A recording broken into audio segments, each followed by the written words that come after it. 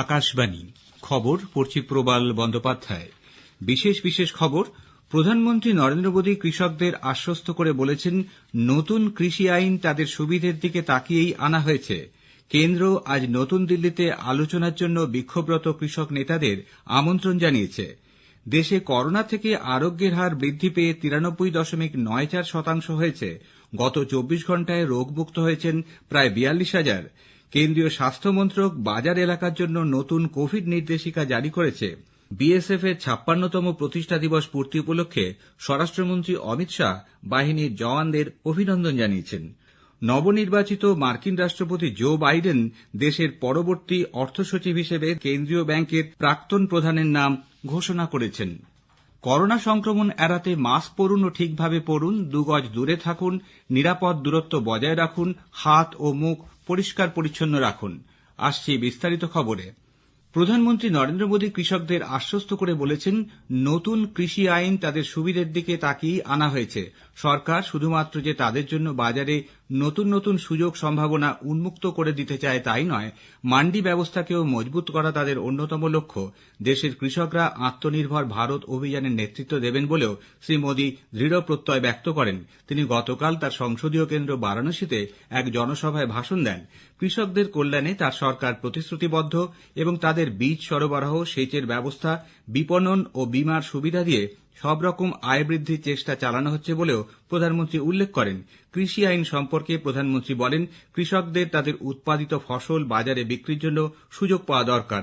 এতদিন ক্ষুদ্র চাষিরা সেই সুযোগ থেকে বঞ্চিত হতেন, কিন্তু এই আইন চালু হলে তাদের সামনে সেই সম্ভাবনার দরজা খুলে যাবে। কৃষকরা এখন রাজ্যের বাইরেও তাদের ফসল বিক্রি করতে পারবেন। তবে কেউ পুরনো ব্যবস্থায় থাকতে চাইলে তিনি তাও চালিয়ে যেতে পারবেন বলে প্রধানমন্ত্রী আশ্বাস দেন।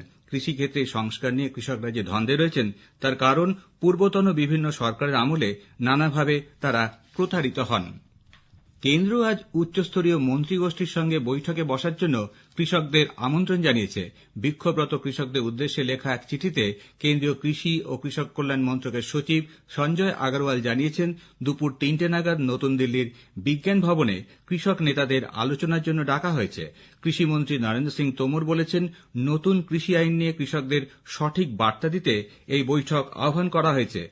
নতুন কৃষি আইন নিয়ে কৃষকদের বিক্ষোভের অবসান ঘটানোর লক্ষ্যে প্রবীণ বিজেপি নেতাদের সঙ্গে আলোচনার পর সমাধান সূত্র হিসেবে এই বৈঠকের ডাক দেওয়া হয়। দেশে কোভিড-19 থেকে আরোগ্যের হার বৃদ্ধি পেয়ে 93.94% হয়েছে। কেন্দ্রীয় স্বাস্থ্য মন্ত্রকের আজ সকালের তথ্য অনুযায়ী 24 ঘণ্টায় করোনামুক্ত হয়েছেন 41,985 জন।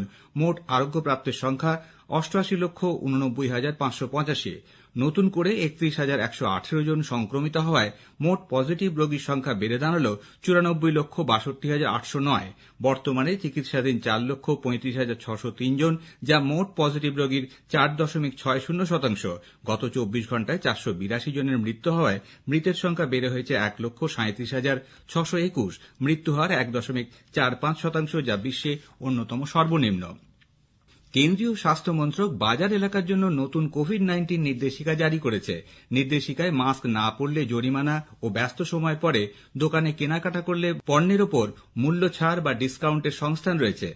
মান্য কার্যবিধিতে কন্টেইনমেন্ট এলাকায় বাজার বন্ধ রাখার কথা বলা হয়েছে। বাজার এলাকায় যদি বেশি সংখ্যক মানুষ করোনায় সংক্রমিত হন তবে বাজার বন্ধ করে দিতে হবে। এর পাশাপাশি এসওপিতে মুদিখানার জিনিস অনলাইনে বুকিং ও বাড়িতে তা পাঠিয়ে দেওয়াকে উৎসাহিত করা হয়েছে। কন্টেইনমেন্ট এলাকায় বাস করা দোকানদার ও কর্মচারীদের বাজারে প্রবেশ করার অনুমতি দেওয়া হবে না।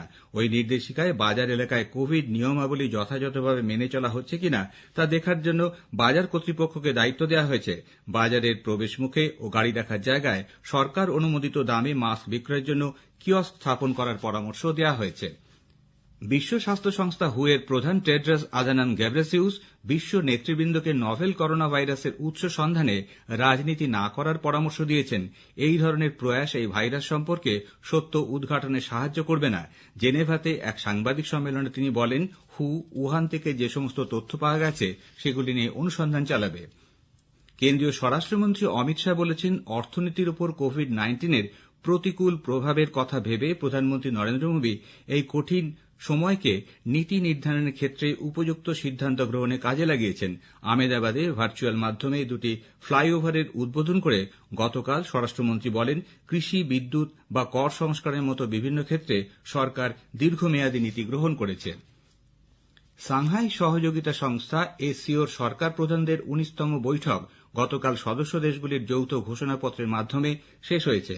ভারতের পৌরোহিত্যে এই বৈঠকে সভাপতিত্ব করেন উপরাষ্ট্রপতি এম ভেঙ্কাইয়া নাইডু। ভারতের বিদেশ সচিব পশ্চিম বিকাশ স্বরূপ ভার্চুয়ালি সাংবাদিকদের জানান, 2017 সালে এসসিওর পূর্ণ সদস্য হবার পর এই প্রথম ভারতের নেতৃত্বে উচ্চ পর্যায়ের বৈঠক অনুষ্ঠিত হল। খবর শুনছেন আকাশবাণী থেকে। ভারতীয় সীমান্তরক্ষী বাহিনী বিএসএফ এর আজ তাদের প্রতিষ্ঠার 56 বছর পূর্ণ করছে। সীমান্তে দেশকে সুরক্ষার পাশাপাশি মাওবাদী সমস্যা সমাধান এবং দেশের অভ্যন্তরীণ নিরাপত্তায় তাদের অবদানকে জাতি আজ কৃতজ্ঞ চিত্তে স্মরণ করছে। স্বরাষ্ট্রমন্ত্রী অমিত শাহ এই উপলক্ষে জওয়ানদের অভিনন্দন জানিয়েছেন। আজ বিশ্ব এইডস দিবস। ভারত সহ বিশ্বের বিভিন্ন দেশে সচেতনতা বাড়াতে দিনটি উদযাপন করা হচ্ছে। এবছর এই দিনটির মূল বিষয় হল এইচআইভি এইডস রোগের নির্মূলীকরণ, রোগের প্রতিরোধ ও প্রভাব। বিশ্ব স্বাস্থ্য সংস্থা হু সতর্ক করে দিয়ে বলেছে, কোভিড-19 অতিমারির সময় বিশ্বব্যাপী এইচআইভি মহামারীর প্রভাব আরও বাড়তে পারে। 2019 সালে 3,80,00,000-এর মতো মানুষ এইচআইভি সংক্রমণ নিয়ে বেঁচে আছেন এবং গত বছরেই এই সংক্রমণের কারণে বিশ্বে মারা গেছেন 6,90,000 মানুষ। নতুন করে সংক্রমিত হওয়া 17 লক্ষের মতো। জম্মু কাশ্মীরের জেলা উন্নয়ন পর্ষদের দ্বিতীয় পর্বের ভোট গ্রহণ আজ শুরু হয়েছে। এই পর্বে জেলা উন্নয়ন পর্ষদের 43টি আসনে ভোট নেওয়া হচ্ছে। প্রায় 8 লক্ষ ভোটার 321 জন প্রার্থীর ভাগ্য নির্ধারণ করবেন। উত্তরপ্রদেশের বিধান পরিষদের 11টি আসনের নির্বাচন আজ সকাল 8টা থেকে শুরু হয়েছে, চলবে বিকেল 5টা পর্যন্ত। 11টির মধ্যে 5টি স্নাতক ও 6টি শিক্ষক কেন্দ্র রয়েছে। নাগাল্যান্ডের আজ 58তম প্রতিষ্ঠাবার্ষিকী। 1963 সালের আজকের দিনে নাগাল্যান্ড ভারতের 16তম রাজ্যে পরিণত হয়। তৎকালীন রাষ্ট্রপতি সর্বপল্লী রাধাকৃষ্ণন আনুষ্ঠানিকভাবে এই নতুন রাজ্যের ঘোষণা করেন। এই উপলক্ষে রাজ্য সচিবালয় কোহিমা প্লাজায় এক অনুষ্ঠানের আয়োজন করা হয়েছে। মুখ্যমন্ত্রী নেফিউ সেখানে ভাষণ দেবেন। নবনির্বাচিত মার্কিন রাষ্ট্রপতি জো বাইডেন দেশের পরবর্তী অর্থ সচিব হিসেবে ফেডারেল রিজার্ভের প্রাক্তন প্রধান জ্যানেট ইয়েলেনের নাম ঘোষণা করেছেন। সেনেটের অনুমোদন পেলেই তিনি হবেন দেশের প্রথম মহিলা অর্থ সচিব। এদিকে জো বাইডেন ভারতীয় বংশোদ্ভূত মার্কিনী নীরা ট্যান্ডনের নাম বাজেট এবং ব্যবস্থাপনা বিষয়ে শীর্ষ আধিকারিক হিসেবে উল্লেখ করেছেন। তিনি বিগত প্রশাসনের একজন বরিষ্ঠ আধিকারিক ওয়ালি অ্যাডিয়ামো নামের প্রস্তাব করেছেন। নাগাল্যান্ডের প্রসিদ্ধ হর্নবিল উৎসব 2020 এই প্রথম আজ ভার্চুয়াল মাধ্যমে শুরু হয়েছে, চলবে 5ই ডিসেম্বর পর্যন্ত। এই উৎসবের মধ্যে দিয়ে নাগা উপজাতিদের ঐতিহ্য সমৃদ্ধ সংস্কৃতিকে তুলে ধরা হয়। আন্দামান সাগর ও তৎসংলগ্ন সুস্পষ্ট নিম্নচাপ অক্ষরেখাটি আজ সকালে আরও শক্তি সঞ্চয় করে দক্ষিণ পূর্ব ও সংলগ্ন দক্ষিণ পশ্চিম বঙ্গোপসাগর অভিমুখে প্রতি ঘণ্টায় 7 কিলোমিটার গতিবেগে এগোচ্ছে। আবহাওয়া দপ্তর জানিয়েছে, আগামী 6 ঘণ্টায় এটি আরও গভীর নিম্নচাপ এবং পরবর্তী 12 ঘণ্টায় ঘূর্ণিঝড়ে পরিণত হয়ে আজ সন্ধ্যায় অথবা রাতের দিকে শ্রীলঙ্কার ত্রিঙ্কোমালি অতিক্রম করবে। এরপর ঘূর্ণিঝড় পশ্চিম দিকে অগ্রসর হয়ে 3রা ডিসেম্বর দক্ষিণ তামিলনাড়ুর দিকে অগ্রসর হবে। এর প্রভাবে কন্যাকুমারী, তিরুনেলভেলি, থুডুকুড়ি, তেনকাশি, রঘুনাথপুরম ও শিবাগাঙ্গাই জেলার কোনো কোনো অঞ্চলে ভারী থেকে অতি ভারী বৃষ্টির সম্ভাবনা। গোয়ায় আজ ইন্ডিয়ান সুপার লিগ আইএসএল ফুটবলে এসসি ইস্টবেঙ্গল মুম্বাই সিটি এফসির মুখোমুখি হবে। বাম্বলিমে জিএমসি স্টেডিয়ামে খেলা শুরু হবে সন্ধ্যে 7:30টায়। গতকাল ফতোদ্রা স্টেডিয়ামে এফসি গোয়া নর্থ ইস্ট ইউনাইটেডের ম্যাচটি 1-1 গোলে শেষ হয়েছে। শেষ করার আগে বিশেষ বিশেষ খবরের কিছু অংশ আবার পড়ছি।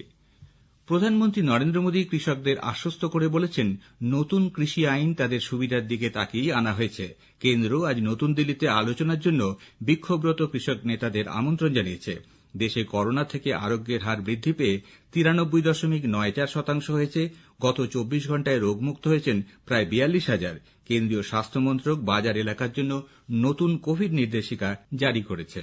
বিএসএফ এর 56তম প্রতিষ্ঠা দিবস পূর্তি উপলক্ষে স্বরাষ্ট্রমন্ত্রী অমিত শাহ বাহিনীর জওয়ানদের অভিনন্দন জানিয়েছেন। খবর শেষ হল।